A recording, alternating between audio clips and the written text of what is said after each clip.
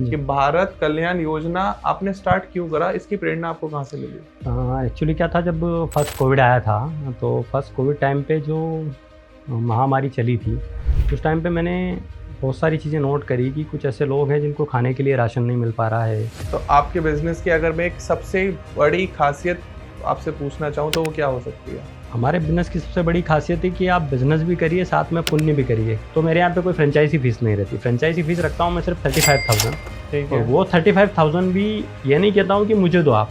ठीक है भाई 35,000 या वहाँ की कहीं गौशाला हो, आप वहाँ की मुझे रसीद ला के दे दीजिए या किसी अनाथ आश्रम की रसीद ला, दैट्स इनफ। आपने मुझे बताया कि आप जन सेवा ज़्यादा कर रहे हैं और सस्ता सामान दे रहे हैं। सस्ता सामान तो सरकार भी दे रही है, तो सरकार से आप कैसे अलग हो? तो आपको क्या लगता है जो आप सस्ता देने की जो आपने एक यूएसपी अपनाई है, इसका फ्यूचर क्या है? देखिए सर, इसका फ्यूचर तो ऊपर वाला जानता है, फ्यूचर तो ज़्यादा मैं बता नहीं सकता कि 10% उनका प्रॉफिट रहता है मेरे साथ जो काम करते हैं उनका ठीक है पर प्रोडक्ट पे, और 5% मेरा रहता है हर शॉप से मुझे आता है 5%। जी, तो मेरा जो 5% का जो भी बेनिफिट बनता है उसमें वो कटअप हो जाता है देश के लिए। बढ़िया बात है, बड़ी बात। Thank you sir. नमस्कार दोस्तों, जय श्री राधे। तो स्वागत है आपका एक और नए पॉडकास्ट में। अगर आप अपने शहर में कोई बिजनेस स्टार्ट करने वाले हैं, कोई ग्रोसरी का मार्ट स्टार्ट करना चाहते हैं, या गरीबों के लिए कुछ अच्छा करना चाहते हैं, या आप चाहते हैं कि जो लोअर मिडिल क्लास लोग हैं, जो कि हम कह सकते हैं कि हमारे देश का एक बड़ा पॉपुलेशन है, उनसे आप कोई बिजनेस स्टार्ट करना चाहते हैं, उनके लिए, उनके साथ मैंने गलत बोला, उनके लिए अगर आप कोई बिजनेस स्टार्ट करना चाहते हैं तो आई थिंक ये पॉडकास्ट आप पूरा देखना, क्योंकि इस एक पॉडकास्ट में हम आपको एक ऐसे नए बिजनेस आइडिया के बारे में बताने वाले हैं जो कि बहुत ही कम खर्चे में आप अपने शहर में एक बहुत ही कम लोकेशन, छोटी लोकेशन पर स्टार्ट कर सकते हो और एक अच्छी अर्निंग भी कर सकते हो।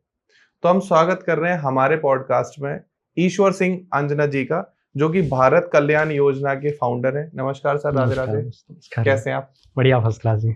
तो हम सर से डिस्कस करेंगे कि जो सर का ग्रोसरी का बिजनेस है जिसका नाम है भारत कल्याण योजना, सर ने वो क्यों स्टार्ट करा, कब स्टार्ट करा और कैसे स्टार्ट करा, और अगर आप स्टार्ट करना चाहते हो, आप उनकी फ्रेंचाइजी लेना चाहते हो, तो आपका कितना इन्वेस्टमेंट होने वाला है, कितना एरिया आपको लोकेटेड चाहिए, और आरओआई, इन्वेस्टमेंट करने के बाद आपको रिटर्न क्या मिलेगा, इस पूरे पॉडकास्ट में उसी के बारे में चर्चा होगी। तो प्लीज पॉडकास्ट में आखिरी तक बने रहिएगा। तो हम इसमें बहुत नई बातों को आपके लिए डिस्कस करेंगे। तो सर, सबसे पहला क्वेश्चन तो यही हमारे व्यूअर्स की तरफ से कि भारत कल्याण योजना आपने स्टार्ट क्यों करा, इसकी प्रेरणा आपको कहाँ से मिली? एक्चुअली क्या था, जब फर्स्ट कोविड आया था तो फर्स्ट कोविड टाइम पे जो महामारी चली थी उस टाइम पे मैंने बहुत सारी चीज़ें नोट करी कि कुछ ऐसे लोग हैं जिनको खाने के लिए राशन नहीं मिल पा रहा है या प्राइस अफोर्डेबल नहीं कर पा रहे हैं। कुछ जो शॉप्स खोलने की अनुमति थी, जो लोग पुलिस को पैसा दे के थोड़ी बहुत शॉप्स खोल लेते थे, वो प्राइस इतना हाई रख रहे थे कि मेंटेन ही नहीं कर पा रहे थे बहुत सारे लोग। तो उस समय मैंने खुद ने कई सारे लोगों को राशन किट प्रोवाइड करी एक इंसानियत के नाते। तब मुझे ख़्याल आया कि क्यों ना ये चीज़ रेगुलर कर दी जाए, जिसलिए अगर ये महामारी दोबारा आए या तिबारा भी आए तो ये कंडीशन फेस ना करनी पड़े लोगों को। एक ऐसा अफोर्डेबल प्राइस जो कि आज मैं ले रहा हूँ, अगर मैं बल्क में किट उठा के लाया हूँ इन लोगों के लिए, तो मैं प्राइस तो लेके आया हूँ ऑलरेडी, तो उसी प्राइस में क्यों ना दे दिया जाए इन लोगों को। तो तब मैंने फिर इस पूरे कॉन्सेप्ट को सोच समझ के एक प्लान रेडी किया कि इसको लाइफ टाइम के लिए लोगों को दिया जाए, हमेशा इसी रेट पे दिया जाए ताकि किसी की समस्या ना आए। क्योंकि आज हिंदुस्तान की सबसे बड़ी समस्या है महंगाई जी। और जो बेचारे मध्यम वर्ग लोग हैं वो अगर खाने पीने का अच्छा कर लेते हैं तो बच्चे की पढ़ाई में कंजूसी करनी पड़ जाती है उनकी। जी। बच्चे की पढ़ाई में अगर अच्छा सा कर लेंगे तो हॉस्पिटलाइज में कंजूसी कर लेंगे। मतलब कहीं ना कहीं उनका जो प्रेशर रहता है वो खाने की चीज़ों से लेकर मिल ही जाता है, कुल मिला के अल्टीमेटली वहाँ जाके रह जाता है सारी चीज़। जी। तो मैंने कहा कम से कम शिक्षा और मेडिकल तो हम नहीं कर सकते क्योंकि वो बहुत बड़ा फील्ड है। हाँ जी। उसके लिए बहुत सारा वो है, तो जो अपन कर सकते थे वो मैंने इसलिए ग्रोसरी पे ध्यान दिया थोड़ा सा। ओके। और इसको वो करवाया अफोर्डेबल प्राइस। तो आपके बिजनेस की अगर मैं एक सबसे बड़ी खासियत आपसे पूछना चाहूँ तो वो क्या हो सकती है? हमारे बिजनेस की सबसे बड़ी खासियत है कि आप बिजनेस भी करिए साथ में पुण्य भी करिए, क्योंकि अच्छा। कहते हैं ना परोपकारी से सबसे बड़ा धर्म। जी। तो साथ में आप वो भी कर सकते हैं। तो जो एक इसमें आपका यूएसपी है कि आप सबसे सस्ता राशन देते हैं। जी। तो सबसे सस्ता ही क्यों? दुनिया तो महंगाई की तरफ भाग रही है, लग्जरी की तरफ भाग रही है, तो इसका आइडिया कैसे आपको आया कि सस्ता देंगे? जी, एक्चुअली क्या है, दुनिया महंगाई की तरफ भाग रही है, इसमें कोई वो नहीं है, आपकी बात पे सहमत हूँ मैं। परंतु क्या था कि लोग जितने भी लगभग ज़्यादा नहीं माने तो 50 या 40% लोगों को मैं देख चुका हूँ जो बहुत ज़्यादा धन इकट्ठा कर रहे हैं। हाँ जी। पर उनकी बाद की जो नस्लें आती हैं वो उस धन को संचय नहीं कर पाती है, उल्टा ही होता है सब कुछ। जी। तो मैंने सोचा कि कमाने की बजाय क्यों ना थोड़ा सा उस चीज़ को सस्ता करके, सस्ते में भी कमाया जा सकता है, इसमें कुछ नहीं, कमाई इसमें भी है। ये नहीं अच्छा, कहूँगा कमाई नहीं है, इसमें भी कमाई है। ठीक है। पर कमाई के साथ पुण्य भी है और सस्ता भी है, दोनों चीज़ें मेंटेन करके चल लिया जाए तो भी सस्ता होता है चीज़। ठीक है। क्योंकि बाज़ार में बहुत सस्ती मिलती है चीज़ें, इसमें कोई डाउट नहीं है। ओके। तो अगर हम बात करें कि जो आप योजना चला रहे हैं, तो उसको संचालित करने के लिए, रन करने के लिए अभी एज़ इफ नाउ आपके सामने क्या-क्या चुनौतियाँ और सामना आपको करना पड़ता है? देखो, चुनौतियाँ तो बहुत सारी आती है क्योंकि लाइकली अभी 2019 की बात है, जी। जब मैंने रतलाम में इसकी शुरुआत करी थी योजना की। वहाँ पे एक, क्योंकि मेरा कॉन्सेप्ट जो रहता है वो ये रहता है कि कोई बड़े मॉल नहीं खोलने मेरे साथ जो जुड़ते हैं उनको, ना मैं उनको कहता हूँ कि ज़्यादा इन्वेस्ट आप करिए। एक छोटा सा शॉप देखिए आप, ठीक है। चाहे वो 20 बाय 50 हो या 30 बाय 20 हो, इनफ है। आप सामान रख लीजिए, मैं ये नहीं कहता हूँ शो ऑफ करिए, आप सामान रखिए, प्राइस देंगे तो लोग ऑटोमेटिकली आ जाएंगे आपके पास। हाँ जी। लोगों को सस्ता दिखेगा, वो लेने आएंगे, आप वो करिए। कोई वीआईपी कस्टमर मुझे नहीं चाहिए। जी। तो इसी तरह से रतलाम में मैंने एक शॉप खोली थी। तो एक्चुअली किस्मत से क्या हुआ था वो कि बिग बाज़ार के सामने थी जस्ट। अरे! तो बिग बाज़ार वाले के ऑफ़र्स तो आप लोग देखते ही हैं, लगातार ऑफ़र लगते हैं उनके, इसमें जी। कोई तहमत भी नहीं है। तो उनके ऑफ़र्स लगने के बाद भी मेरी शॉप्स की जो फुटफॉल प्राइस था, लिस्ट थी वो काफ़ी कम थी। उनसे कम थी।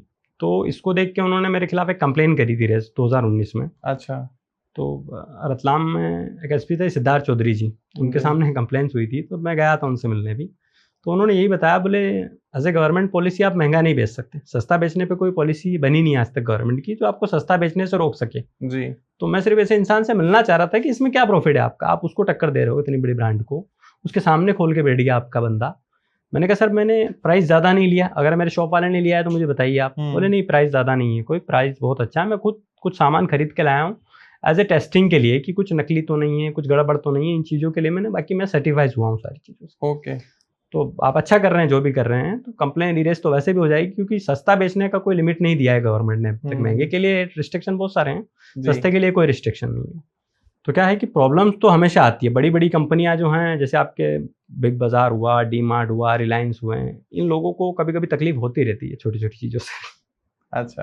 तो अगर अभी हम बात करें, टोटल आपने कितनी franchisee as if now open कर चुके हैं आप? एक्चुअली 20 अभी एमपी में रन है मेरी, और 4 से 5 राजस्थान में है, और हाँ। 3 अभी यूपी में चल रही है। अच्छा। तो लगभग हम 27 से 30 27-30 के के लगभग आस-पास चल रही है लगभग अभी। हैं। तो 2025 के एंड तक कितना हो जाएगा ये नंबर, कितने फिगर्स पहुँच जाएँगे? तो क्या अभी तक देखिए मैं सोशल मीडिया से कनेक्टेड नहीं रहा इस चीज़ के बारे में, बिजनेस जी। के बारे में, कि मैं अपने स्तर से कर रहा था। पर जब मुझे लगा कि ये मुझे सिर्फ एमपी में ही नहीं करना चाहिए, अन्य राज्यों में भी ज़रूरत हर जगह है। हाँ जी। कोई ऐसा नहीं है कि मध्यम वर्ग सिर्फ एमपी में ही बसा है मेरे यहाँ पे, पूरे बिल्कुल। इंडिया में, ऑल ओवर इंडिया में। तो अब मैं इसको पूरे इंडिया लेवल पे ले जाना चाह रहा हूँ, और लगभग मेरा ये है कि कम से कम 250 से 300 स्टोर इस तरह के ओपन होने चाहिए इंडिया। ओके। तो इस साल के अंत तक हम कह सकते हैं कि 250-300 के ओपन होने की प्लानिंग में तो आप पहुँच ही जाओगे। बिल्कुल, बिल्कुल, बिल्कुल। 100%। 100%। तो ये पूरा आप रन कैसे करते हो? फॉर एग्जांपल जैसे कोई हमारा ये पॉडकास्ट देख रहा है, वीडियो देख रहा है और खुद स्टार्ट करना चाहता है, तो आप मुझे फ्रॉम स्क्रैच बताओ और एंड तक, ओपन होने तक का सफर क्या रहता है? एक्चुअली जब किसी को ये चीज़ देख के समझ आती है और उसको हमारे साथ जुड़ना है, तो फर्स्ट ऑफ ऑल तो वो हमसे कॉल करके कनेक्ट हो जाता है। ठीक है। उसके लिए हमारी कोई ज़्यादा पैसिफिक डिमांड नहीं रखता हूँ, क्योंकि जैसे मैं आपको बताता हूँ सिंपल सी बात कि मैं एक गाँव से आने वाला व्यक्ति हूँ। जी। तो मैं ज़्यादातर इंग्लिश भी मुझे नहीं आती हाँ जी, एक्चुअली, हाँ सीधी बातें ज़्यादा पसंद करता हूँ, हाँ, बिल्कुल। और स्ट्रेट फॉरवर्ड बोलना ज़्यादा अच्छा लगता है। तो ज़्यादा कुछ हमारी फ्रेंचाइजी के लिए कोई रूल्स रेगुलेशंस ये सब मैंने नहीं बनाए। भाई आपको करना है, आप भी हमारी तरह समाज सेवा भी करना चाहते हो, बिजनेस भी करना चाहते हो, तो आप आइए हमारे साथ। जी। सिंपल सी एक 30 बाय 20 की शॉप्स मुझे लेके दे दीजिए आप। आपका Aadhaar card, PAN card as a normal document के तौर पे, जिससे मुझे वहाँ के ज़िले के जो भी अधिकारी होते हैं उनसे एफएससीआई और ये लेना पड़ता है, छोटे मोटे डॉक्यूमेंट्स के तौर पे। ठीक है। ये लिया जाता है, उससे फिर उसकी कैपेसिटी पूछ ली जाती है कि भाई आप बिज़नेस कितने से स्टार्ट कर सकते हो, आपकी एबिलिटेबिलिटी क्या है, आप 2 लाख, 3 लाख, 5 लाख, जो भी कैपेबिलिटी पे वो बंदा रहता है कि सर मैं अभी 2 लाख से स्टार्ट करना चाहता हूँ, ऐसे मैं अभी बेरोजगार हूँ, मुझे स्टार्टअप मिल जाए। जी। तो हम लोग उसको 2 लाख से भी स्टार्ट करके दे देते हैं। जो 2 लाख रुपए वो हमें देता है उसका हम उन्हें सामान दे देते हैं। हाँ जी, हाँ जी। कोई मैंने फीस नहीं रखी। आप कहेंगे कि लोग फ्रेंचाइजी जैसे लाइक हल्दीराम हुआ या जो भी आपके बड़े बड़े ब्रांड है, रिलायंस भी हुआ, ये रखते हैं 10 लाख रुपए आप फ्रेंचाइजी फीस दोगे, 50 लाख आप फ्रेंचाइजी फीस दोगे। तो मेरे यहाँ पे कोई फ्रेंचाइजी फीस नहीं रहती। फ्रेंचाइजी फीस रखता हूँ मैं सिर्फ 35,000। और वो 35,000 भी ये नहीं कहता हूँ कि मुझे दो आप, ठीक है भाई 35,000 या वहाँ की कहीं गौशाला हो, आप वहाँ की मुझे रसीद ला के दे दीजिए, या किसी अनाथ आश्रम की रसीद ला के। अच्छा, दैट्स इट इनफ। कोई अपने पास हमें पैसा नहीं चाहिए। ओके, आप सिर्फ स्टॉक का पैसा देते हो? सिर्फ मुझे सामान का पैसा चाहिए, आप सामान लीजिए, पैसा दीजिए। तो क्या ऐसा हो सकता है कि फॉर एग्जांपल मैंने भारत जन कल्याण योजना की फ्रेंचाइजी ले ली, राइट, ठीक है, और मैं आपसे तो स्टॉक ले ही रहा हूँ, अपना भी रख सकता हूँ? हाँ, रख सकते हैं। इसके लिए मैंने कोई पाबंदी नहीं करी है। बस यही कहता हूँ मैं कि आपको अगर कोई नीड लगती है, क्योंकि हर राज्य की, हर प्लेस का एक अलग अलग रेशो जाता है। ठीक है। जैसे कहीं पे कोई चीज़ लोकल की ज़्यादा अच्छी चलती है, और जैसे हमारे पीएम जी जो हैं मोदी जी, उन्होंने भी लोकल फॉर वोकल को बहुत आगे बढ़ाया है। तो मैं भी उस सिद्धांत पे चलता हूँ। तो अगर कोई चीज़ लोकल की ज़्यादा अच्छी है तो मैं प्रिपेयर करता हूँ कि आप रखिए वो चीज़। ओके। और लोकल बहुत सारे ब्रांड है जिनको मैं प्रमोशन पे भी लेता हूँ अपने यहाँ पे। ठीक है। जो लोकल है, जिन्होंने अच्छा ब्रांड बनाया है, अच्छा काम किया है, उनके ब्रांड में कुछ खासियत है, तो उनको हम लोग हमारे स्टोर पे प्रिपेयर करते हैं। अच्छा, ऐसा है। और इसके अलावा अगर किसी ने स्टॉक ले लिया और उसका नहीं सेल हो पा रहा है या वो नहीं रन कर पा रहा है, तो उस केस में फिर आप कैसे हेल्प करते हो? उस केस में उसको यही बोला जाता है कि भाई अगर आपसे नहीं हो रहा है तो आप हमें वापस दे दीजिए। जितना सामान हमारा बचा है वो आप हमें भेजिए, हम आपको वापस पैसा रिटर्न कर देंगे। सिर्फ ट्रांसपोर्ट का माइनस किया जाता है, बस। इसके अलावा कोई माइनस नहीं जाता है। तो वो जो जीएसटी बिल कटा हुआ था वो आप वापस ले लेते हो? वो हम इनपुट सारा पूरा उसको वापस ले लेते हो? माल लेके, जितना माल वो हमें देगा उतना पेमेंट हम उसको रिटर्न कर देते हैं। ठीक है। और सिर्फ उसका जो नुकसान होता है वो ट्रांसपोर्ट का होता है, और जो 35,000 वो डोनेट कर चुका है वो वापस नहीं होता है, बस। Okay, okay. कि वो हम लोग लेते भी नहीं, वो हम लोग कहीं और डोनेट करवाते हैं। और डोनेट का भी ये अच्छा सिस्टम है मेरा है कि मैं ये नहीं कहता हूँ किसी स्पेसिफिक संस्था को आप जाके डोनेट करो जी। भाई आपके आसपास कोई तो संस्था होगी जो इस तरह का काम करती है, आप वहाँ कर दीजिए, मुझे कोई प्रॉब्लम नहीं। ठीक है। तो जो जीएसटी है, या आपकी फ्रेंचाइजी लेने के लिए क्या जीएसटी मैंडेटरी है? जीएसटी का सिस्टम सर मैंने खुद के ऊपर ही जीएसटी रख रखा है। मैं शॉप ओनर को जीएसटी लेने के लिए प्रिपेयर नहीं, वो जीएसटी में अपनी जीएसटी पे सारा काम करता हूँ। अच्छा, आपके जीएसटी पे पूरी बिलिंग होती है? क्योंकि जो शॉप वाले होते हैं आजकल बहुत सारे नए लोग आ रहे हैं, तो उनको जीएसटी के बारे में इतना नॉलेज भी नहीं है। वो जीएसटी फाइल करना भी नहीं जानते बहुत सारे लोग। और आज इंडिया में कुछ जो बिजनेस खत्म हो रहे हैं वो जीएसटी के चक्कर में ही खत्म होते जा रहे हैं। तो मैंने जीएसटी मेरी खुद की रखी है, एनी स्टेट, किसी भी स्टेट में होंगे, और कंपोजिट में हो। Okay, fine. तो अगर हम थोड़ी सी बात करें, जैसे आपने मुझे बताया कि आप जनसेवा ज़्यादा कर रहे हैं और सस्ता सामान दे रहे हैं। सस्ता सामान तो सरकार भी दे रही है, सरकार भी राशन प्रोवाइड कराती है। जी जी। तो सरकार से आप कैसे अलग हो? सरकार देखिए प्रोवाइड करवाती है, उसमें कोई शक नहीं है, पर सरकार प्रोवाइड करवाती क्या है वो आपने कभी देखा होगा तो गेहूँ, चावल, हाँ जी, और आपका थोड़ा बहुत नमक कहीं कहीं प्रोवाइड होता है, कहीं कहीं नहीं होता है। शुगर भी आधे राज्यों में नहीं मिलती है। तो वो कुछ स्पेसिफिक 2 या 4 आइटम ही करवा पाती है। अच्छा। और मैं सारे ही आइटम करवाता हूँ। 400 प्रोडक्ट है मेरे आज के। ओके। 400 प्रोडक्ट हम लोग देते हैं। 400 ब्रांड के साथ हम लोग काम करते हैं। तो सरकारी वाले लिमिट में है, मैं अनलिमिटेड। कुछ एक कंपनियों के नाम आप हमारे व्यूअर्स को बताना चाहें? हिंदुस्तान लीवर के साथ हम लोग काम कर रहे हैं, आईटीसी के साथ हम लोग काम कर रहे हैं जी। और अभी रिसेंटली फैशन कनाडा वालों से भी मेरा टाई अप हुआ है, वो लोग अपना ब्यूटी प्रोडक्ट हमारे साथ लाना चाह रहे हैं। अच्छा। तो ऐसे लोकल ब्रांड बहुत सारे हैं, उनके साथ भी हम लोग काम करते हैं। और जैसे पार्ले हो गया या कोका कोला हो गया है, पार्ले, कोका कोला, ये सारी चीजें, ये सब करते हैं आप लोग। तो आप डायरेक्ट जो है बीच में जो डिस्ट्रीब्यूटर होलसेलर होते हैं उनको हटा के आप सीधा कंपनी से डील करते हैं। ठीक है। और क्या होता है बहुत बार कि कंपनी कोई ऐसा प्रोडक्ट बहुत अच्छा निकालती है, प्रोडक्ट नो डाउट, पर उसका प्रमोशन नहीं कर पाती है जी कंपनी, तो वो प्रोडक्ट उनको डेड लगता है। तो वो प्रोडक्ट भी मैं लेता हूँ कंपनी से, और उस प्रोडक्ट की बहुत अच्छी खासियत, जैसे आपने एक नाम सुना होगा, बहुत पहले आया था अपना हिंदुस्तान लीवर का ही था, आयुष पेस्ट करके आया था। आयुष पेस्ट करके आया था, बहुत अच्छा पेस्ट है, आज भी आप यूज़ करेंगे तो आप कह देंगे पेस्ट की बहुत अच्छी खासियत है जी। पूरा ऑर्गेनिक था, आयुर्वेदिक बेस पे था जी। पर कंपनी उसका प्रमोशन नहीं कर पाई थी। ओके। तो कंपनी का वो स्टॉक डेड हो माना जाता है एक तरह से। कंपनी जिसको नहीं निकाल पाएगी कंपनी उसको डेड मान लेती जी, क्योंकि प्रमोशन नहीं हुआ या ब्रांडिंग नहीं कर पाई। तो ऐसी चीज़ों को मैं हायर ले लेता हूँ, क्योंकि चीज़ अच्छी है तो चल जाएगी, कोई दिक्कत नहीं। ब्रांडिंग हर चीज़ नहीं मांगती, और कंपनियों की नज़र में होती है कि बिना ब्रांड की चीज़ नहीं चलती। बहुत सारे ऐसी चीजें जो बहुत अच्छी हैं लेकिन नहीं चल रही वो चीजें मैं रखता हूँ सर। जैसे डाबर का रेड पेस्ट आता है, मैं आज भी वही करता हूँ, बहुत अच्छा बेस्ट है, पर नहीं चलता मार्केट में, इतना नहीं, लेकिन मार्केट में बहुत कम चलता, मार्केट नहीं उठा उसका, क्योंकि ब्रांडिंग बहुत कम है। ब्रांडिंग नहीं हुई ना, क्योंकि आजकल क्या है, लोगों का इंडिया का माइंडसेट है भाई, मिथुन ने किया, अमिताभ बच्चन ने किया, मतलब करेक्ट है चीज, और अगर को किसी आम ने कर दिया तो वो चीज करेक्ट नहीं है। तो आपको क्या लगता है, जो लोग आपकी फ्रेंचाइजी लेते हैं उनको आप नेटवर्किंग, ब्रांडिंग और मार्केटिंग के लिए क्या टिप्स देते हो?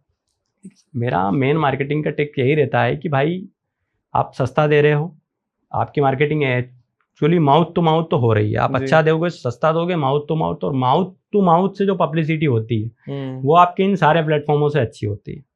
और दूसरी, जब एक हादसा बताता हूँ, रिसेंटली मेरे साथ धार में हुआ था, जहाँ मेरा स्टोर है, 2020 की बात है ये।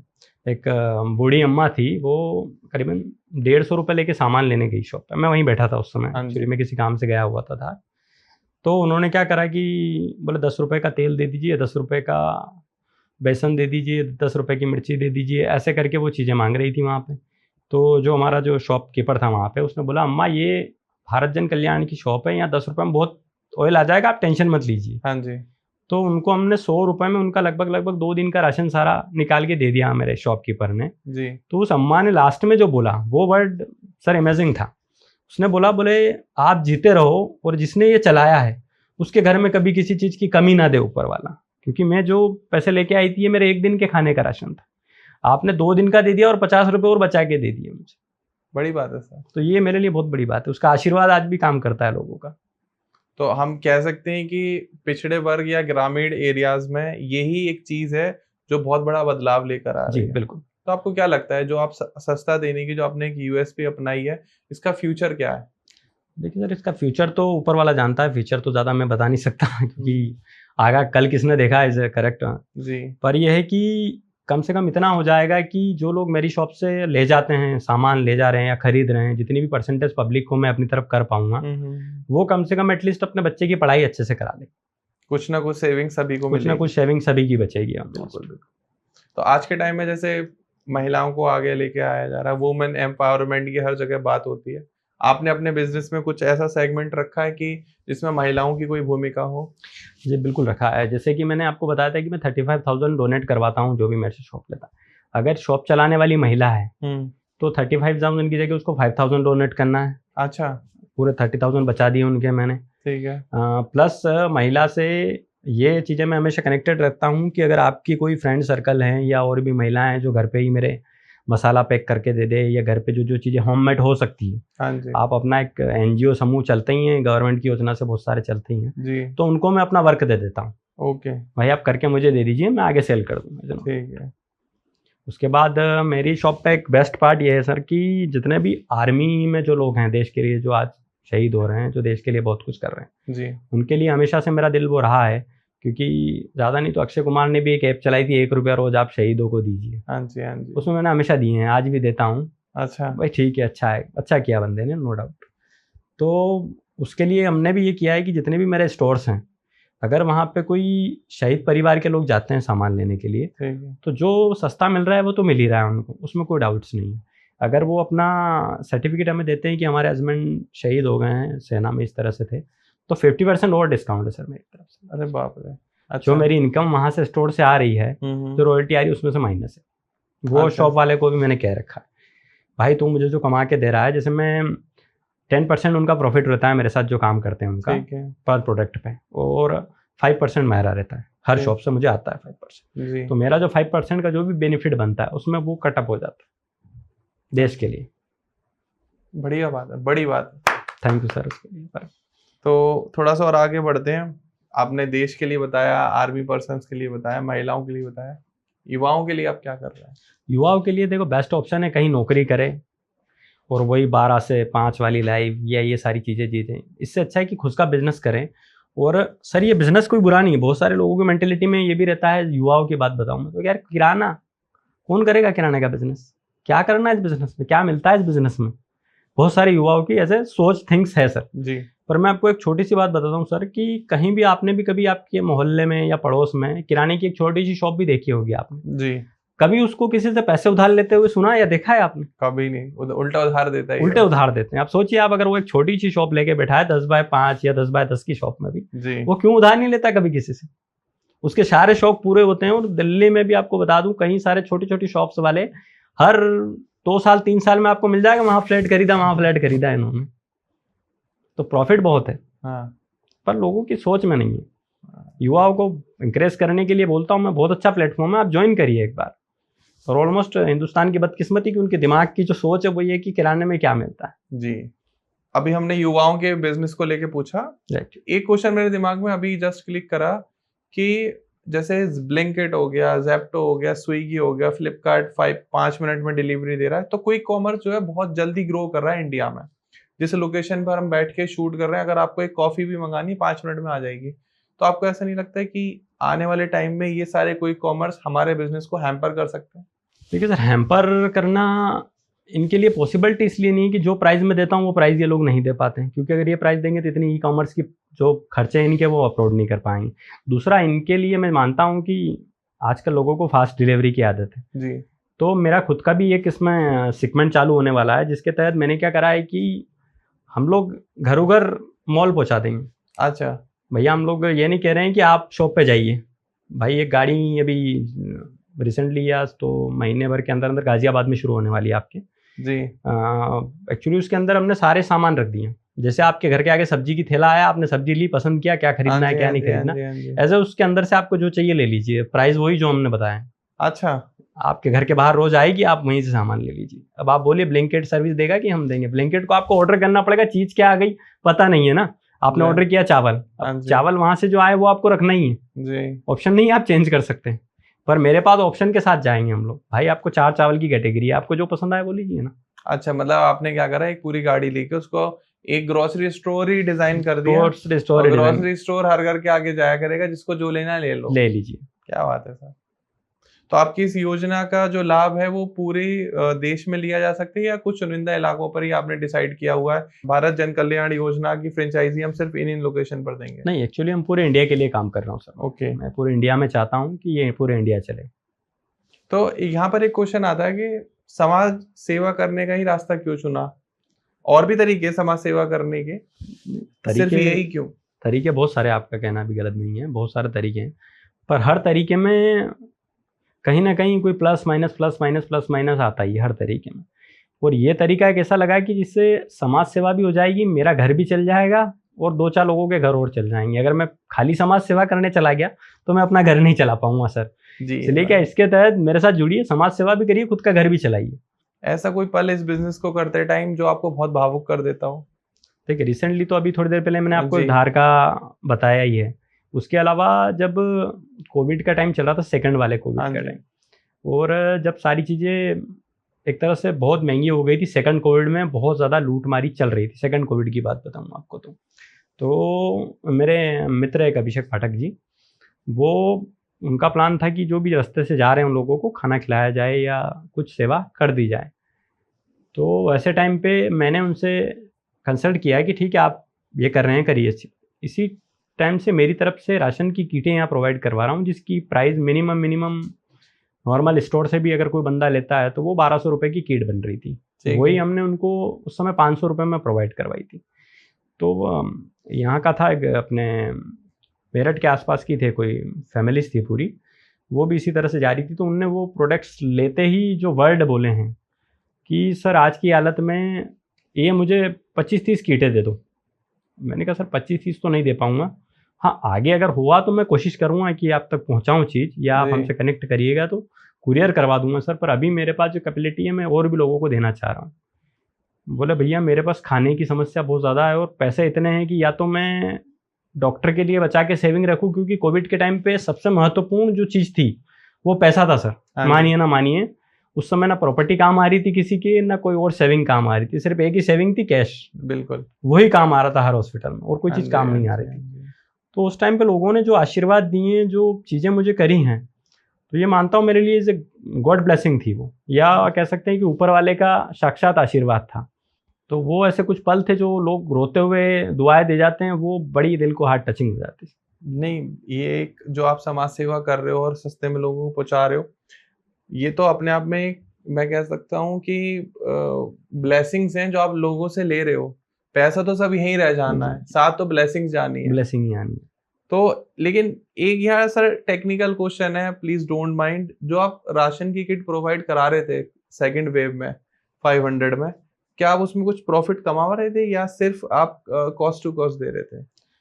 उस टाइम पे कॉस्ट टू कॉस्ट तो दे ही रहते अपन, फिर भी मुझे 50 रुपीज़ अराउंड बच रहे थे, नो डाउट। 50 रुपीज बच रहे 50 रुपीज़ बच रहे थे, क्योंकि वो 50 रुपीज़ मैंने इसलिए बचाए थे, उसमें भी आपको नहीं, क्योंकि मैंने खुद ने कुछ बसेस स्टार्ट करी थी घर पहुंचाने के लिए लोगों को। अच्छा। और ये प्रेरणा मैंने ली थी सोनू सूद जी से, नो हाँ जी, डाउट। हाँ उन्होंने जी। जिस तरह से शुरू करा था घर टू घर पहुंचाने का, वैसे ही मैंने भी एक अभियान चलाया था। मैं भी देख रहा था बहुत सारे लोग पैदल जा रहे हैं, तो मैंने कहा वो अगर मुंबई में कर सकते हैं बंदे, तो अपन यहाँ क्यों नहीं कर सकते। तो जो इन लोगों से कट ऑफ निकाल रहा था 50 रुपये, वो और कुछ मेरे पास का मिला के 3 से 4 बसें मैंने उस टाइम पे निकाली थी, जो क्या बात मंदसौर, इंदौर, जहाँ के लोग नहीं जा पा रहे थे घर, उनको घर पहुंचाने के लिए यूज़ करी। आपका बैकग्राउंड पता नहीं क्यों मुझे ऐसा लग रहा है जमींदार वाला है। कोई नहीं, दिक्कत नहीं, नहीं है, हम नहीं। सबकी सेवा करेंगे, सब लोग खुश रहें। ये सब शुरू से मेंटेलिटी है। और जो आपने अभी बोला जमींदारों वाला, तो वो है एक्चुअली, गांव में हम जमींदार ही हैं। पर मैं कह रहा हूँ सर, मुझे पॉडकास्ट में करते करते पता चल गया। कभी आना होगा सर, आपकी पूरी देख बिल्कुल कर जाएंगे। बिल्कुल बिल्कुल बिल्कुल। तो एक क्वेश्चन आता है सर यहाँ पर, जैसे मैंने अभी आपको जमींदार कहा, ऐसे काफी लोग आपकी आलोचना भी करते होंगे, तो उसको आप कैसे हैंडल करते हो? देखिए, मेरा लगभग सभी लोग मेरे आसपास जितने भी अराउंडल में आपको मिलेंगे, या कभी आप मिलेंगे भी उन लोगों से, तो वो ये लोग बड़ी टेंशन में रहते हैं वो लोग, कि मैं कभी गुस्सा नहीं करता। अच्छा। आई थिंक मुझे भी याद नहीं मुझे लास्ट टाइम गुस्सा कब आया होगा। जी। ईजिली और स्मूथली चीज़ें हैंडल करता हूँ, क्योंकि मेरा सोचना होता है कि गुस्सा करके चीज़ें बिगाड़ी जाती है। हाँ और जी। जो भी आलोचना आपकी कर रहा है, अगर आपको उसको जवाब दिया है, तो जवाब देने में जो टाइम आपने वेस्ट किया है ना, उसमें जी। वो जीत गया आपके। वो टाइम आपका खा गया, मतलब वो जीत गया आपसे। तो मेरा सोचना रहता है आलोचनाओं पे ध्यान नहीं देना चाहिए। ये तो आपके व्यूअर्स बता देंगे जो ये पॉडकास्ट देख रहे हैं। आप प्लीज बताना जरा कमेंट सेक्शन में कि ईश्वर सर या सिंह साहब, मैं कहूँ कि गुस्सा करते या नहीं करते, क्योंकि बहुत ही अनप्रेडिक्टेबल बात कह दी है। गुस्सा नहीं आता, मुझे तो लगता नहीं कोई दुनिया में ऐसा इंसान है। नहीं, आप मेरे बारे में पता कर सकते हैं। मैं पता करूंगा सर, ऑफ बिल्कुल बैक सर। कैमरा। तो हम थोड़ा सा बात करते हैं आपके बारे में। इस बिजनेस को रन करते करते आप काफी बिजी रहते होंगे, क्योंकि अलग अलग जगह आपके स्टोर्स हैं, आप फ्रेंचाइजी दे रहे हैं। तो आपकी खुद की दिनचर्या क्या रहती है? तो सर, खुद की दिनचर्या ज़्यादा हाई फाई वाली नहीं रहती है, जी। सिंपल सा गणित है। मैं लगभग 9 से 10 बजे सो जाता हूँ, क्योंकि 10 बजे बाद मैं पूरी तरह फ़ोन ऑफ कर देता हूँ। अच्छा। शांति के लिए फ़ोन ऑफ रहता है। 6-7 बजे उठना, वही रेगुलर छोटा मोटा एक्सरसाइज हो जाती है, बाकी फिर वही रूटीन सारा स्टार्ट हो जाता है। जो ऑफिस जाना होता है 11 साढ़े 11 ऑफिस, और 2-3 बजे तक ऑफिस में रहता हूँ। उसके बाद क्लाइंट लोगों से मीटिंग, कंपनी वालों से मीटिंग, स्ट्रक्चर, और रोज़ 1 घंटा या आधा घंटा आप मानिए सबके साथ फ़न करता हूँ। जितने भी शॉप ओनर है सबको लाइन पे एक साथ लेता हूँ, और उनसे ये नहीं पूछता हूँ आपने क्या बिजनेस किया, आज कितना कमाया। जी। भाई आज अच्छा हादसा क्या हुआ ये बताओ यार, हंसने वाली चीज़ बताओ मुझे, कि आज अच्छा। क्या चीज़ अच्छी रही आपके पास। डेली लॉस प्रॉफिट नहीं चाहिए भाई। लॉस प्रॉफिट आप स्टाफ वालों के साथ शेयर करते रहिए, मुझे उससे कोई इश्यू नहीं है। तो आपको क्या लगता है कि समाज में बदलाव लाने के लिए हम जैसे आम नागरिक को क्या करना चाहिए? देखिए, सबसे अगर बात करें कि आम नागरिक को क्या करना चाहिए, तो ज़्यादा कुछ करने की ज़रूरत नहीं है। सिर्फ अपने आप को हमेशा एक प्रूफनेस, एक चैलेंज के साथ अगर अपन उठाते हैं कि आज मुझे ये करना है, तो बहुत कुछ कर सकता है इंसान। और अगर बात करें कि अगर आप ज़्यादा से ज़्यादा क्या कर सकते हैं, तो और सिर्फ अपना रूटीन को अगर अपन एक अच्छे लाइफ स्टाइल में अगर सेटअप करते हैं, तो बहुत अच्छी बात हो जाती है। और लोग बहुत सारे टेंशन में रहते हैं कि पैसा कहाँ से कमाएंगे, पैसा नहीं कमाएंगे तो लाइफ सेटअप नहीं होगी। मैं नहीं मानता पैसे कमा के लाइफ सेटअप होती है। आप थोड़ा सा अपनी ज़रूरतों को कम करेंगे, लाइफ सेट है। सही बात है। ज़रूरी नहीं आपको दिन भर भगना है। बहुत सारे लोग, आज मेरे मित्र भी हैं, एक किशोर आंजना करके नाम है उनका जी। वो सुबह उठते हैं पैसा पैसा पैसा पैसा पैसा पैसा, शाम को सोते हैं पैसा पैसा पैसा पैसा। तो उस आदमी ने आज तक उतना पैसा भी नहीं कमा पाया, आज भी वो ज़्यादा पैसा नहीं कमा पाया।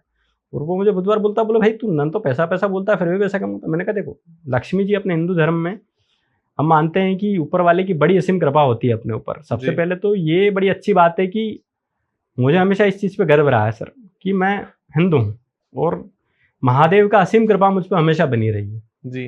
कभी ऐसा नहीं कि मेरा टाइम ख़राब नहीं आया। सबका टाइम ख़राब आता है, ऊपर अप एंड डाउन चलते रहते हैं, पर मेरे डाउन में हमेशा मुझे महादेव ने रास्ता दिखाया, साथ दिया है। तो मुझे चीज़ें फेस करना जब भी होती है, जब भी मैं प्रॉब्लम्स में होता हूँ, तो गाइड कर देते हैं वो आके, बोले आपको ऐसा नहीं ऐसा करना है। जी। इसलिए मुझे कभी गुस्सा नहीं आता सर। आप बोलते हैं ना गुस्सा नहीं आता, वो नहीं आने का कारण यही है। आप क्लेम कर रहे हो सर गुस्सा नहीं आता, तो कुछ एक क्वेश्चन ही ऐसे हो जाए जिन पर गुस्सा आता है लोगों को। मैं बिल्कुल। पहला क्वेश्चन मेरा यही है कि अगर गवर्नमेंट ने कभी आपकी ये स्कीम या योजना को बंद कर दिया कि आप भाई इतना सस्ता नहीं दे सकते हो, बाकी के लोगों के बिजनेस हैम्पर हो रहे हैं, तब फिर आप क्या करोगे और आपके फ्रेंचाइजी पार्टनर क्या डिसीजन लेंगे? ठीक है, अगर गवर्नमेंट ने मुझे बैंड भी किया कभी, जी। खुदा न खास्ता, वैसे तो ऐसा गवर्नमेंट करेगी नहीं, क्योंकि गवर्नमेंट खुद भी बहुत सारी चीज़ें देखती है, हमेशा आपको वॉच करती रहती है, उसमें कोई वो नहीं है। और उनको भी अच्छा लगता है, कई सारे अवार्ड्स मुझे मिले हैं, एमपी अवार्ड में मिले हैं, दिल्ली में भी अवार्ड मिले हैं मुझे, तब भी उन लोगों ने तारीफ़ ही करी है। फिर भी जैसे आपने कहा 1% अगर ऐसा हो जाता है कि गवर्नमेंट मेरी योजना बंद कर देती है, तो गवर्नमेंट मेरी योजना बंद कर सकती है सर, मुझे बंद नहीं कर सकती। जी। तो मैं फिर किसी और रूप में ये चीज़ें चालू कर दूँगा, पर नुकसान किसी का ना होगा। किसी का नुकसान नहीं होगा। और जो आपकी जो सबसे सस्ता राशन देने की जो योजना है, जो स्कीम है, मुझे पता नहीं क्यों ऐसा लगता है कि पब्लिसिटी स्टंट है कि आप कह रहे हो कि मैं सबसे सस्ता दे रहा हूँ, सबसे सस्ता दे रहा हूँ। और ये पॉडकास्ट जो मैंने अभी आपको होस्ट किया है, मुझे काफ़ी हफ्तों तक या महीनों तक याद रहेगा कि मैं ईश्वर जी से मिला था और वो सबसे सस्ता राशन देते हैं, और कई लोगों को बता भी दूँगा। तो एक ये पब्लिसिटी स्टंट नहीं लग रहा आपको भी खुद पर्सनली कि बार-बार सस्ता-सस्ता बोल के कहीं एक थोड़ा बहुत, हाँ, हो सकता है 1-2% का आप प्राइस में ऊपर-नीचे कर रहे हो, लेकिन उस चीज़ को बार-बार दोहराने से आप लोगों को याद दिला रहे हो? नहीं सर, एक्चुअली मैं याद नहीं दिला रहा हूँ, मैं बता रहा हूँ कि सस्ता मतलब होता है, नो डाउट होता है। बार-बार कहने का मीनिंग्स ये है कि अब एक सिंपल सा, मेरा मेरठ में स्टोर है, आपसे ज़्यादा दूर भी नहीं होगा मेरे ख्याल से मेरठ यहाँ से। जी। वहाँ पे जाके आप ट्राई कर सकते हैं, चीज़ें खरीद सकते हैं। तो सस्ता है कुल मिला के, और ऐसा नहीं है कि सस्ता कोई और नहीं कर सकता, ये काम कोई और भी कर सकता है, डायरेक्टली भी कर सकता है। सिर्फ आपको करना क्या रहता है, कंपनी को अपना एक प्रपोजल भेजना रहता है। किसी भी कंपनी को आप अपना प्रपोजल भेजिए, एज एक्सेप्टेड। आपके प्रपोजल में दम है, आप में दम है, कंपनी मीटिंग करेगी, अगर डन लगा तो आपको चीज़ें 45 या 35% मिनिमम, 35 से 45, 40, 50 तक भी आपको सस्ता दे देगी। अगर अच्छा। 55% भी आपको किसी ब्रांडेड कंपनी ने सस्ता दे दिया, तो फिर तो आप बोलेंगे सस्ता हो गया सर, कि फिर भी आप बोलेंगे नहीं नहीं सस्ता ही बोल रहे हैं आपसे। नहीं, नहीं सर, बिल्कुल। तो एक और क्वेश्चन यहाँ पर निकल कर आता है कि आप सस्ता दे रहे हैं, फिर वही कहानी लाइन वहीं से शुरू होती है। तो क्या सरकार की योजनाओं पर सवाल उठा रहे हैं कि देखो तुमसे अच्छा तो मैं ही कर रहा हूँ, क्योंकि मैं सस्ता भी दे रहा हूँ और साथ में समाज का भला भी कर रहा हूँ? या फिर आप सोच रहे हो कि एमपी में आने वाले टाइम में मेरी सरकार हो तो पहले से उतना नाम बना लूँ? सर, सरकार की बात तो बड़ी अच्छी कही आपने। एमपी में मेरी सरकार तो कभी हो नहीं सकती, और ना मैं इस चीज़ पे विषय सोचा है कभी कि एमपी में मेरी सरकार हो। और सरकार की योजना पे कोई मैं सवाल नहीं उठा रहा हूँ। मैं सिर्फ इतना चाहता हूँ कि सरकार को भी ये जो राशन वाली जो स्कीम है सरकार की, स्कीमें बड़ी अच्छी हैं, उसमें कोई तोहमत नहीं है। पर आज भी सरकार की स्कीमें जहाँ पहुँचनी चाहिए वहाँ नहीं पहुँचती है। क्योंकि ऐसी बहुत सारी जगह मैं गया हूँ, मैं पूरा इंडिया घूम लिया हूँ, लगभग इंडिया का कोई कोना मैंने छोड़ा नहीं होगा जहाँ मैं नहीं गया हूँ, इसी राशन से रिलेटेड, कि कौन सी चीज़ कहाँ सस्ती मिलती है। क्योंकि सस्ती वहीं मिलती है सर, एक्चुअली जो चीज़ें हैं जहाँ वो पैदा होती है। एक्चुअली आपको एक फॉर एग्जांपल बताता हूँ, मिर्ची, लाल मिर्ची जो आप खाते हैं, सब्जियों में डालते हैं हम लोग, वैसे तो कम खाना चाहिए जी। पर इंडिया बहुत ज़्यादा मिर्ची कंज्यूम करता है। तो जो मिर्ची आपको मोस्टली दिल्ली में आपने कहीं ली होगी, तो अभी 350, 200, 250, 300 के बीच में अराउंडर चल रही है। यही मिर्ची आप भले ही मुझसे ना लीजिए या कहीं से किसी से भी मत लीजिए, आप सीधा गुंटूर चले जाइए, हैदराबाद के पास में। जी। वहाँ आप जाएंगे तो ये आपको 40 रुपए किलो में मिल जाएगी। अच्छा। ये लाल मिर्च, और मोस्टली जगह वहीं से सप्लाई होती है पूरे इंडिया में। अच्छा। तो सस्ता तो ऑलरेडी है सर। और दूसरा, सरकार की जो योजनाओं की आपने मुझसे बात करी अभी, कि सरकार की योजनाओं पे सवाल उठा रहे हैं, हम सरकार की योजना पे सवाल नहीं उठा रहे, पर सरकार से भी मैं एक चीज़ ज़रूर कहना चाहूँगा आज आपके माध्यम से, कि वो जितना काम इस फील्ड में कर रही है ना, ये सारा काम छोड़ देना चाहिए उनको करना चाहिए शिक्षा और मेडिकल पे। आज जितने भी अपनों से डेवलपमेंट जितनी भी कंट्रीज़ हैं, आप किसी भी कंट्रीज़ को ले लें, किसी भी कंट्री में राशन की सुविधा गवर्नमेंट की कहीं नहीं है। शिक्षा और हेल्थ की। शिक्षा और हेल्थ को लेके ही उन लोगों ने स्कीमें चला रखी है। जी। राशन की स्कीम आपको किसी भी कंट्री में नहीं मिलेगी। अराउंडर मैंने रशिया, नेपाल, थाईलैंड, 4-5 कंट्रीज़ मैंने विजिट भी करी है। जी। पर वहाँ पे कहीं पे भी ऐसी कोई स्कीम नहीं है जो गवर्नमेंट राशन में इन्वेस्ट कर रही है। वहाँ की गवर्नमेंट इन्वेस्ट करती है शिक्षा में या चिकित्सा में, और वही यहाँ की गवर्नमेंट को भी करना चाहिए। तो आपको क्या लगता है भविष्य में क्या आप राजनीति में आ सकते हो? है कोई चांस कि हेल्थ में और शिक्षा में भी मैं आऊं तो काम करूं, जब आप पूरा ग्रोसरी का एक बड़ा एम्पायर बना लो तो? देखिए सर, फिलहाल तो ऐसा कुछ बनाया नहीं है प्लान कि मैं राजनीति में जाऊं या सारा कुछ करूं। आ पर अगर सकते हो ना आप, जो अगर आपको लगता है शिक्षा और हेल्थ पर काम होना चाहिए हाँ तो होना आप चाहिए आओ और करो। सर। आओ और कहने से करना नहीं होता ना। आजकल जो राजनीति चल रही है, जिस तरह के माहौल चल रहे हैं, आप भी देखते हैं, हम भी देखते हैं मीडिया में। वैल्यू फॉर मनी, जी। वैल्यू फॉर पर्सन नहीं है, वैल्यू फॉर मनी है आज की राजनीति। आप जितना पैसा दोगे उतनी आपको टिकट्स भी मिल जाएगी, उतने आप चुनाव भी लड़ लोगे और जीत भी जाओगे। तो आप उन सांसदों को कहना चाह रहे हो कि उन्होंने चुनाव में जो वोट्स हैं वो खरीदे हैं? देखिए, मैं ये नहीं कह रहा हूँ वोट्स खरीदे हैं, जी। आपने आपकी टिकट्स खरीदी, वोट नहीं खरीदे हैं।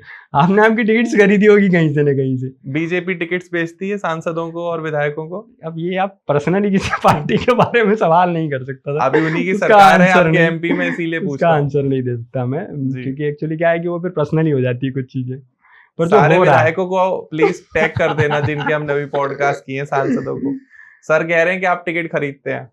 ये सब चलता है इंडिया में, अब क्या करें, यही तो आपने इंडिया अपने की- नाम के आगे लिखा हुआ है registered by government of India. जी। कोई ऐसा प्रूफ दस्तावेज है आपके पास जो आप ये क्लेम करते हो कि गवर्नमेंट ऑफ इंडिया ने आपको रजिस्टर्ड करा है सस्ता बेचने के लिए? जी, एक्चुअली जो मेरी कंपनियां हैं, 2 कंपनियां हैं, Anjana M India private limited और Shri Abhishri India private limited. Actually जब कोई कारपोरेट कंपनी बनती है तो ऑलरेडी गवर्नमेंट के अंदर ही रजिस्टर्ड होती है। हाँ जी। उसके बाद मैंने एक ट्रेडमार्क रजिस्टर्ड करवा रखा है जिसका नाम है भारत जन कल्याण योजना, जो कि पहले टीएम में अप्लाई किया था, अब वो रजिस्टर्ड होके आ गया है। तो ठीक वो है। मेरे पास एक पुख्ता प्रूफ है जिससे कि मुझे ट्रेडमार्क मिला हुआ है, रजिस्टर्ड मार्क मिला हुआ है। इस वजह से हम कह सकते हैं कि गवर्नमेंट ऑफ इंडिया हमारे साथ है। ठीक है। अच्छा, तो गवर्नमेंट ऑफ इंडिया आपको कोई सपोर्ट भी करती फाइनेंशियली या इकोनॉमिकली या फिर कोई टैक्सेशन में? नहीं, सपोर्ट कोई नहीं करती, पर इनके जो जनप्रतिनिधि हैं वो जरूर सपोर्ट करते हैं। अच्छा, वो सपोर्ट वो करते हैं सपोर्ट आपको? करते हैं। कोई भी लोकल सपोर्ट चाहिए हो, कोई लोकल इशू हो सपोर्ट तो वो लोग हमेशा कर रहे हैं। मिलता उन है लोगों आपको? को जैसे ही पता पड़ता है तो वो लोग भी तारीफ ही करते हैं, बोले बहुत अच्छा है, हम लोग इसमें आएंगे, हम लोग इसको चेक करवाएंगे। क्या इस योजना से कोई पैसे कमाने का आपका व्यक्तिगत प्लान है भविष्य में? नहीं ये- नहीं, ऐसा कोई बड़ा प्लान नहीं है कि इससे मैं बहुत सारा पैसा कमाऊं। बस यही कि बहुत सारी दुआएं जरूर कमा लूं।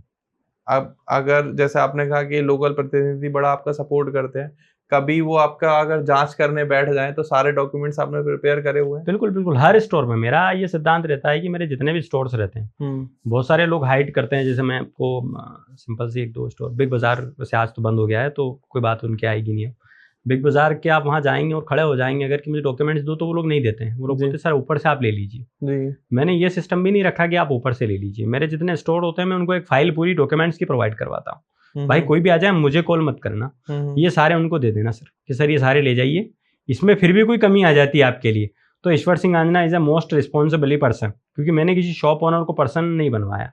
मेरे शॉप से भी एक खासियत मिलेगी सर आपको कि किसी भी शॉप का अगर कुछ भी होता है वहाँ पे तो जो मेरा शॉपकीपर है उसके ऊपर कोई आँच नहीं आई। अच्छा, जैसे ओनर में ही हूँ, ओके। सारे शॉप का ओनर में ही। जीएसटी आप ही के पास? जीएसटी मेरे पास है, वहाँ का रेंट एग्रीमेंट भी मेरे ही नाम से रहेगा। रेंट एग्रीमेंट भी रेंट आपके? एग्रीमेंट भी मेरे ही नाम से रहेगा। और अगर क्योंकि किसकी खुद की शॉप हो फिर? खुद की शॉप है तो उससे मैं एक रेंट एग्रीमेंट करवाता हूँ ताकि भाई तुझे कोई प्रॉब्लम नहीं होगी, इस बात की मैं गारंटी लेता हूँ। कोई ऐसा मिसयूज आपके नाम का अभी तक किसी ने करा हो? नहीं कोई सर, स्टोरी आप अभी- शेयर करना चाहें? अभी तक मिसयूज वैसे हुआ नहीं। एक बार छोटा सा मिसयूज हुआ था कि जिस तरह से कहते हैं कि कभी कभी हादसे हो जाते हैं, तो जी। मेरे यहाँ पे ही काम करने वाला एक बंदा था तो उसको ऐसा लगा कि ये मैं भी कर सकता हूँ। उसने मेरे साथ करीबन साल भर काम किया था, बोले मैं भी कर सकता हूँ।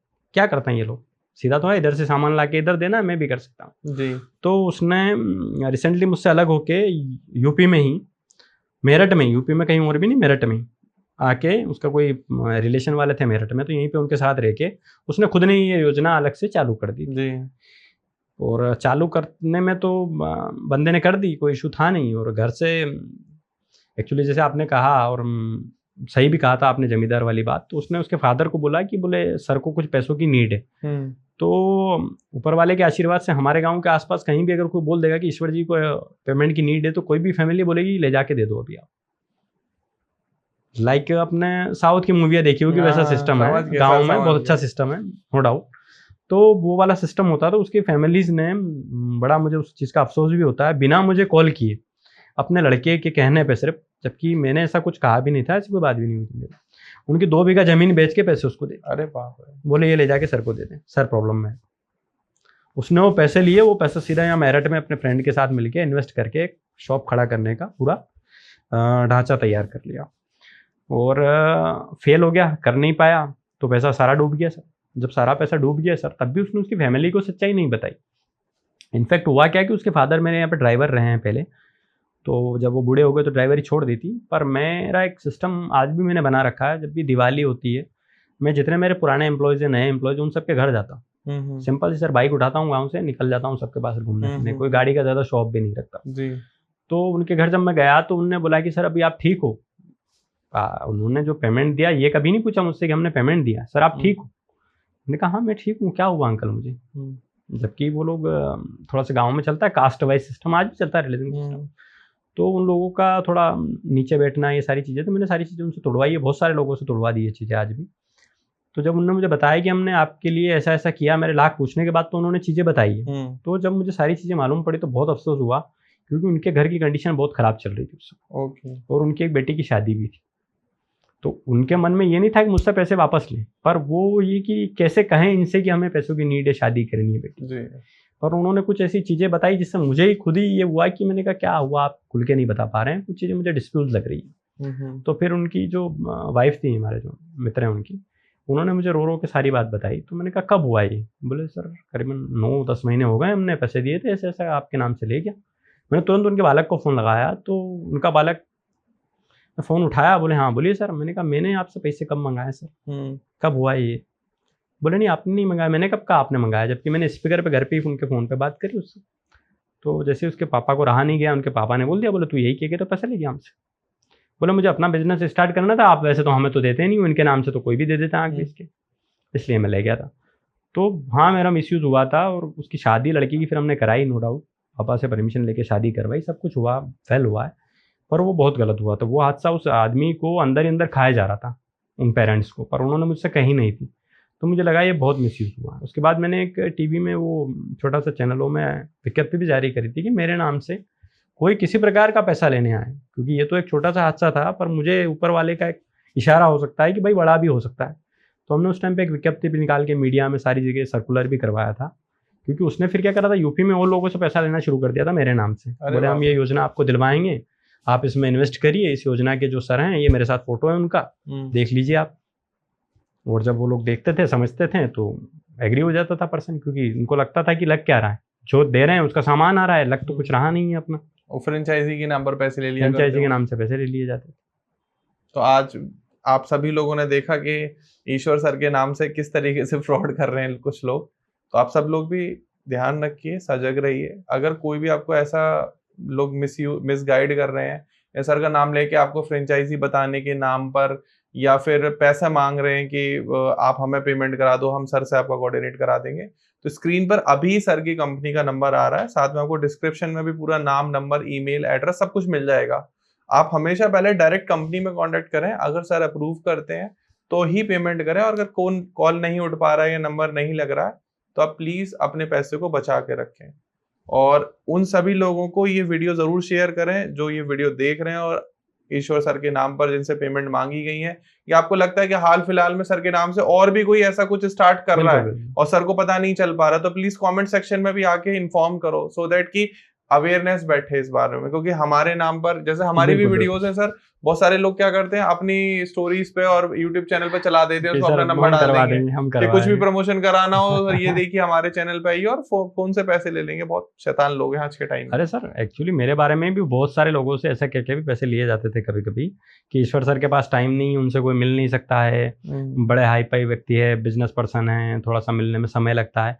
जबकि मैं आज आपके चैनल से भी बताना चाहूँगा, ना मेरा कोई शेड्यूल ऐसा है जो बिजी वाला रखता हूँ, और ना मैंने ऑफिस में कहीं ये रखा है कि बाहर पूछना भाई किससे काम है, ये भी आज भी नहीं मिलेगा मेरे ऑफिस में। आपको तुरंत आना है, रिसेप्शन पे बोलना है ईश्वर सिंह आंजना, बस ये नहीं कहना है कि हमें क्या देना है क्या लेना है। ऐसे भी मुझसे मिल सकते हैं कोई इश्यूज, और फ़ोन मेरा हमेशा उठता ही है, बस ये कि रात को 10 बजे के बाद नहीं उठता, 6 बजे पहले नहीं उठता बस। और अभी ये जब हम रिकॉर्ड कर रहे हैं तब नहीं उठेगा, तब थोड़ा सा साइलेंट है। आप लोग समझिए, कभी बार हमारी भी जिम्मेदारी होती है कि हम आपके लिए चीजें ऐसे अब रिकॉर्ड कर रहे हो तो थोड़ा सा उन चीजों से डिस्ट्रैक्ट हो जाए। तो अभी कुछ लोगों को इस टाइम पे भी लग रहा होगा कि सर कॉल नहीं उठा रहे, क्या पता लगता है क्या फ्रेंचाइजी बंद तो नहीं करने वाले। ये डर हमेशा बना रहता है, कभी ऐसा नहीं होगा, डोंट वरी। तो आज के युवाओं को आप क्या संदेश देना चाहेंगे? मैं आज के युवाओं को बेसिकली यही कहना चाहूँगा कि देखिए, कोई भी काम आप करिए, सबसे पहले ये थिंक निकालिए कि काम छोटा है। जी। कोई काम छोटा होता नहीं है आज की दुनिया में। और आज बहुत सारे, मैंने अभी मेरे 2-4 मित्र भी हैं, उनसे भी वो बोलते हैं हम विदेश जा रहे हैं, हम फ़ॉरेन जा रहे हैं, वहाँ जाके कुछ करेंगे। जबकि इंडिया में बहुत अच्छे स्कोप हैं, बहुत पोटेंशियल, बहुत अच्छे काम हैं, और काम को करने का तरीका चाहिए, हो जाता है। यहाँ पे बहुत अच्छे काम पड़े हैं, आपको कोई ज़रूरत नहीं विदेश जाने की। जितनी लिबर्टी इंडिया में विदेश में उतनी है भी नहीं, आप कहीं नहीं है। थूक भी नहीं सकते हर जगह। यहाँ तो आप मुंह पर थूक दो आदमी के। ये कुछ ज्यादा ही फ्रीडम है अपने यहाँ पे। संविधान का अगर कोई दुष्प्रयोग कहीं हो रहा तो शायद हमारे देश सारा हमारा देश में ही है। एक लौता ऐसा देश है जहाँ प्रधानमंत्री को गाली देके सो सकते हो आप। सिर्फ एक ही देश है, ये भी आपने सही कहा, और कोई देश नहीं है ऐसा। नहीं तो और देशों में तो बंद कर देते हैं। इवन मैंने कुछ टाइम चाइना से बिजनेस किया तो आई नो दैट आपने कुछ बोला और आप गए, 12 घंटे बड़ी मुश्किल से आप निकाल पाओगे उसके बाद। बिल्कुल। तो अगर हम बात करें टेक्नोलॉजी की, वो आपके बिजनेस में क्या रोल है टेक्नोलॉजी का? अभी तक मैंने टेक्नोलॉजी का ज़्यादा यूज़ किया नहीं है, क्योंकि जैसे मैंने आपको बताया देसी हूँ, गांव से हूँ, मैं ज़्यादा इन चीज़ों में बिलीव नहीं करता हूँ। क्योंकि जब जैसे ये आज ब्रॉडकास्ट भी हम लोग कर रहे हैं, तो मुझे बहुत लोगों ने सजेस्ट करा, तब मैंने ब्रॉडकास्ट के लिए एक्सेप्ट किया, एग्री हुआ हूँ। क्योंकि मुझे सारी चीज़ें आती नहीं है सर। सबसे सही बात तो ये है कि मुझे सारी चीज़ें आती नहीं है। शो ऑफ मुझे करना आता नहीं है, और कोई चीज़ें बताता है तो मुझे नहीं आता है। आपको एक रिसेंटली हादसा बताता हूँ। मेरी मीटिंग थी आईटीसी से गुड़गांव में जी। तो वहाँ पे 4 बंदे थे मीटिंग के लिए। तो जैसे हम लोग गए तो उन्होंने इंग्लिश में बोलना शुरू करा। हाँ जी। कम से कम उन्होंने आधा घंटा तक इंग्लिश में बोला होगा, ये वो कंपनी, ये वो। तो जो आईटीसी के मैनेजर सर थे वो भी बैठे थे मेरे पास में। तो बोले सर ओके। मैंने कहा सर सबसे पहले तो सॉरी, वेरी सॉरी, माफ़ कर दीजिए मुझे। बोले सर बताइए क्या हो गया। मैंने कहा अभी तक जितना भी मैडम ने बताया मुझे ये समझ ही नहीं है। बोले सर फिर आपका कहना क्या है। मैंने कहा इसको शुद्ध हिंदी में कन्वर्ट कर दोगे तो बहुत अच्छी बात हो जाएगी, मैं समझ लूँगा। अरे सर इतने बड़े बिजनेस हो के इंग्लिश नहीं सीख रहे हो आप। मैंने कहा ज़रूरी है इंडिया में इंग्लिश सीखना? भाई हिंदी हमारी मातृभाषा, इतनी प्यारी भाषा है, काय को लिए उसको लिए मैं करूँगा। तो सीधा सिंपल सा मुझे हिंदी में समझा दो क्या प्रॉफिट है। मैं आज दुकान वालों को भी बोलता हूँ, बहुत सारे अंग्रेज टाइप फ़ोन भी आते हैं। जैसे आपने भी क्वेश्चन किया था कितनी रॉयल्टी है, कितनी प्रॉफिट है। भाई रॉयल्टी प्रॉफिट मैं नहीं समझता हूँ। मैं सीधा बंदा हूँ। भाई तूने 10 रुपये लगाया, 12 रुपये कमा के दे दूँगा। सीधा फंडा। भाई आपने 1 लाख लगाए हैं, 1 लाख का आपने मुझसे सामान लिया, 1,20,000 हो जाएंगे, इससे ज़्यादा नहीं होंगे। आपको ये भी नहीं कहूँगा कि 1,50,000 हो जाएंगे, 1,20,000 हो जाएंगे। 20 लाख आपको सूखे कमा के दे दूंगा। परंतु ये गारंटी ले सकता हूँ कि वो 20,000 आप 5 से 10 दिन में कमा लो। क्योंकि जो मैं खेलता हूँ वॉल्यूम पे सर, मैं आपको रियलिटी बताऊँ, मैं वॉल्यूम पे खेलता हूँ, मैं मार्जिन पे नहीं खेलता। आप बोलते हो सस्ता सस्ता, सस्ता देने का कारण क्या है? वॉल्यूम पे खेलो आप, मार्जिन पे मत खेलो। और जो बड़े स्टोर जितने भी हैं बड़े बड़े, वो सब खेलते हैं मार्जिन पे। जी भाई इतना ही बेचना है हमें। मैं कहता हूँ अनलिमिटेड बेचो ना, बेचो, अनलिमिटेड बेचो। भाई अगर तुम्हें 25 पैसा की चीज़ पे मिल रहा है और वही चीज़ तुमने 100 बेच दी, हो गया ना तुम्हारा काम। क्या के लिए उस चीज़ पे 50 पैसे लेके बेचना है आपको? लेकिन अगर उस प्रोडक्ट की रिक्वायरमेंट ही ना हो मार्केट में, फिर कैसे वॉल्यूम में बेचो? और भी बहुत सारे प्रोडक्ट है, 400 प्रोडक्ट है, किसी की रिक्वायरमेंट तो होगी आपके पास। हाँ, ये नहीं कहते ना पैसिफिक एक की रिक्वायर्ड आपको चलना है, जिसकी रिक्वायर्ड है वो बेचिए। पैसिफिक मैं बोलता हूँ भाई जो चीज़ आपके यहाँ नहीं चलती वो आपको लेना ही नहीं है। क्योंकि बहुत सारी फ्रेंचाइजी होती है जो बोलती है आप 10 लाख का सामान आपको हमसे लेना है और 10 लाख का हम ही देंगे आपको जी, कि ये आपको सब रखना है। मेरा सिस्टम थोड़ा अलग है सर। मैं ये बोलता हूँ भाई आपने पैसे डाले ना, आप बताओ आपको क्या चाहिए, मेरे अनुसार मत लीजिए। आप वहाँ के लोकल रहने वाले हो, आपको क्या लगता है, क्या नीड है, क्या नहीं है, वो बताइए मुझे। अगर सरकार आपसे कहे कि हम एक चीज बदल देंगे आपके कहने पर, तो आप क्या बदलवाना चाहोगे? भाई आप मुफ्त राशन बंद करके शिक्षा को दे दो मुफ्त। क्योंकि वैसे तो अपने इंडिया में बोला जाता है सर, आपने देखा भी होगा, बोलते हैं भी लोग मुफ्त शिक्षा मुफ्त शिक्षा। इसको मुफ्त शिक्षा नहीं कहते हैं एक्चुअल में। जो बात, अगर आप शिक्षा के बिजनेस में होते तो शायद आप राशन के लिए कह देते हैं। नहीं ऐसा नहीं है, मैं राशन के लिए नहीं कहता। एक्चुअली क्या है, शिक्षा मुफ्त अपने यहाँ, जैसे मेरे साथ राशन वाले भी मुफ्त चलते हैं ना, मेरा चल रहा है, गवर्नमेंट का भी चल रहा है, तो ये भी कह सकते हैं ना राशन मुफ्त है। कुछ लोग कमेंट सेक्शन में कहेंगे कि पहले पेट भरेगा तब तो शिक्षा लेंगे। तो राशन मुफ्त है ना सरकार का। हाँ, राशन मुफ्त चल रहा है सरकार का। सरकार ये भी कहती है कि हम शिक्षा भी मुफ्त है अपने यहाँ पे। हाँ जी, कहने के लिए है, कहने के लिए तो हेल्थ भी इलाज भी मुफ्त है। पर आपने जैसे जो बड़ी बड़ी कंट्रीज है इनमें देखा होगा, वहां पे आपको प्राइवेट कॉलेजेस नहीं मिलेंगे जी, उसको कहते हैं मुफ्त शिक्षा। प्राइवेट हॉस्पिटल नहीं होंगे, उसको कहते हैं मुफ्त इलाज। तो ये वाले सिस्टम अगर गवर्नमेंट कर देगी ना तो राशन फिर उसके लिए कोई बड़ी बात नहीं है। आजकल जो सिस्टम है वो सबसे ज़्यादा एजुकेशन लूट रहा है, ये रियली है सर। एक्चुअल में सबसे ज़्यादा अगर कोई लूट रहा है आज की कंडीशन में तो वो एजुकेशन सेक्टर है। क्योंकि होता क्या है कि आपसे पूछा जाता है आपका लड़का कहाँ पढ़ रहा है, आप याद मत दिलाओ सर, अभी फीस भरनी है। नहीं वो उससे आपको जज कर लिया जाता है ना सर, आपका लड़का कहाँ पढ़ रहा है, बिल्कुल बिल्कुल, उससे मेंटेन हो रहे हैं आप आजकल। हाँ जी हाँ जी, ये नया ट्रेंड चला है, बिल्कुल भाई लड़का कौन से स्कूल में, ये आप एकदम सही कह रहे हो। तो वो ट्रेंड चल रहा है। अगर खत्म हो गया ना ट्रेंड तो राशन आपको कोई महंगा नहीं लगेगा सर। आप चाहे पैसा देके भी लेंगे, चाहे आप डी-मार्ट से भी लेंगे फिर राशन फिर आप कह देंगे ठीक है ना, एक चीज़ तो खत्म हुई। क्योंकि सबसे ज़्यादा आजकल पेरेंट्स जो हैं, जितने भी युवा हैं जो नए माँ बाप बने हैं, उन सबके दिमाग में एक चीज़ सबसे बड़ी टेंशन वाली है आजकल, पढ़ाई। बच्चे को अच्छा पढ़ाना है, बच्चे को अच्छा पढ़ाना है। क्योंकि ये विकास इंडिया कर चुका है कि एजुकेशन की तरफ मुड़ गया है। हर पेरेंट्स की जिम्मेदारी आज समझ गए कि भाई चाहे कुछ हो ना हो बच्चे को अच्छा पढ़ाना है जी। तो वो अच्छा पढ़ाना अगर फ्री हो गया ना तो फिर आप फ्री हो गए पूरी तरह से। आने वाले 5 साल में अगर हम आपकी योजना के बारे में बात करें तो आप किस स्तर पर देखते हो? देखिए आने वाले 5 सालों में मेरा जो विज़न है इंडिया के लगभग मोस्टली मैं सोचता हूँ कि कम से कम ज़्यादा नहीं तो 15 से 20 स्टेट में कवर करूँ। और मैं आने वाले समय में ये भी सोच रहा हूँ कि जो आपने बोला education is a no doubt, education में मैं जाऊँगा, ये भी नहीं कह रहा हूँ नहीं जाऊँगा, पर फ्री एजुकेशन में जाऊँगा।